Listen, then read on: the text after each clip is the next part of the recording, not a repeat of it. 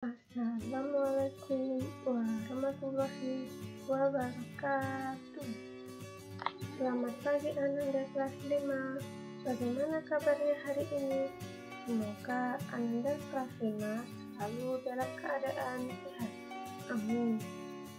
Kembali lagi dengan Bu Ovi pada mata pelajaran Bahasa Indonesia. Hari ini kita akan belajar tentang kata kunci pada teks eksplanasi.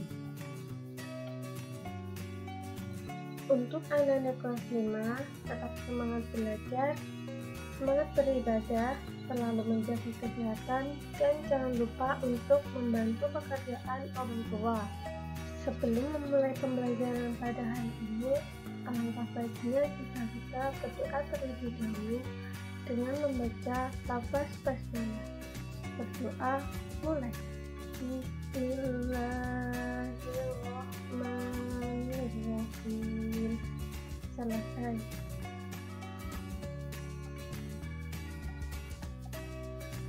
Tujuan pembelajaran pada hari ini, peserta didik dapat menuliskan kata kunci pada teks eksplanasi dengan tepat.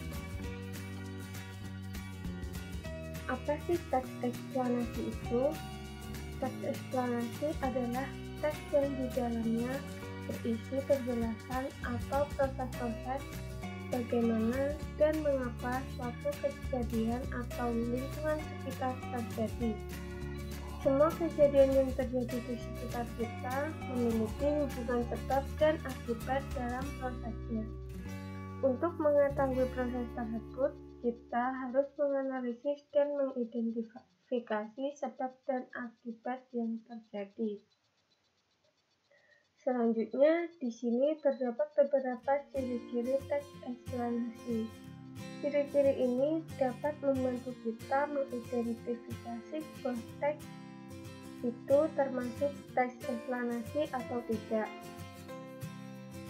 Ciri-cirinya antara lain yang pertama, informasi yang terkandung dalam teks bersifat fakta dan bukan merupakan rekayasa. Yang kedua, informasi yang disampaikan adalah informasi yang ilmiah, mengandung pengetahuan dan bukan merupakan karangan atau fiksi. Yang ketiga, memiliki sifat yang informatif dan membujuk pembacanya. Yang keempat, diawali dengan pernyataan umum, urutan sebab dan akibat, dan terdapat interpretasi. Selanjutnya, untuk kata kunci itu sendiri, kata kunci berarti kata atau ungkapan yang mewakili konsep atau gagasan yang menandai suatu yang penting.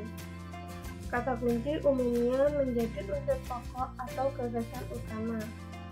Kata kunci akan sering muncul dalam teks.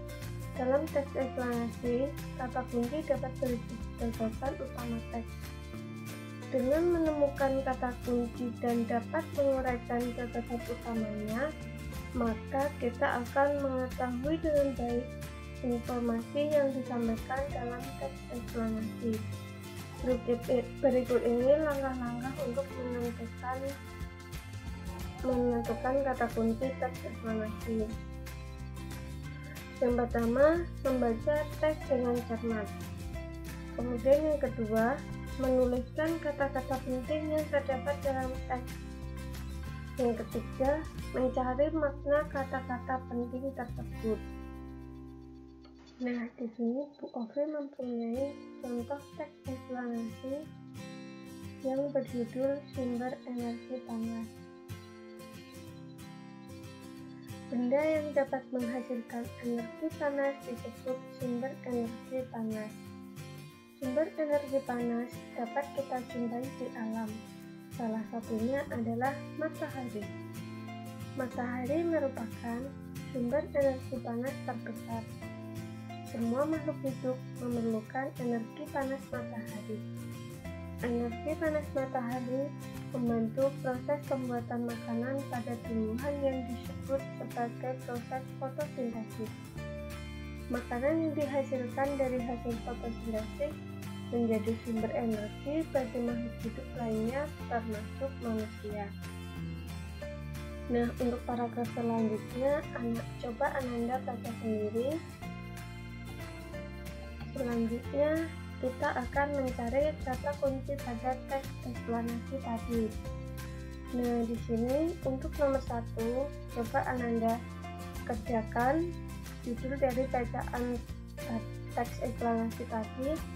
Selanjutnya, untuk nomor 2, kita akan mencari kata kunci yang terdapat pada paragraf pada teks eksplanasi tadi. Untuk paragraf pertama yang sudah Bu Ovi bacakan tadi, kata kuncinya adalah energi panas, sumber energi, dan proses fotosintesis. Nah, karena ketiga kata ini sering muncul dan menjadi sumber pembicaraan pada paragraf pertama. Jadi, tiga kata ini termasuk kata kunci pada paragraf ke-1. Untuk paragraf selanjutnya, paragraf 2, 3, dan 4, coba Ananda cari kata kuncinya sendiri dengan membaca teks eksplanasi yang tadi. Nah, ini dia untuk penugasannya. Jawablah pertanyaan dari soal nomor 1 dan 2 dikerjakan di buku tulis atau buku paket tematik. Soal ini ada di halaman 4. Nah, hari ini kita sudah belajar tentang kata kunci pada teks eksplorasi. Selanjutnya, sebelum menutup pembelajaran pada hari ini, Ibu akan menyampaikan kepada Ananda semua untuk selalu menjaga kesehatan dan menerapkan protokol kesehatan, yaitu 3M, mencuci tangan dengan sabun, menggunakan masker dengan benar, dan menghindari kerumunan. Sekian pembelajaran pada hari ini, kurang lebihnya mohon maaf. Terima kasih. Wassalamualaikum warahmatullahi wabarakatuh.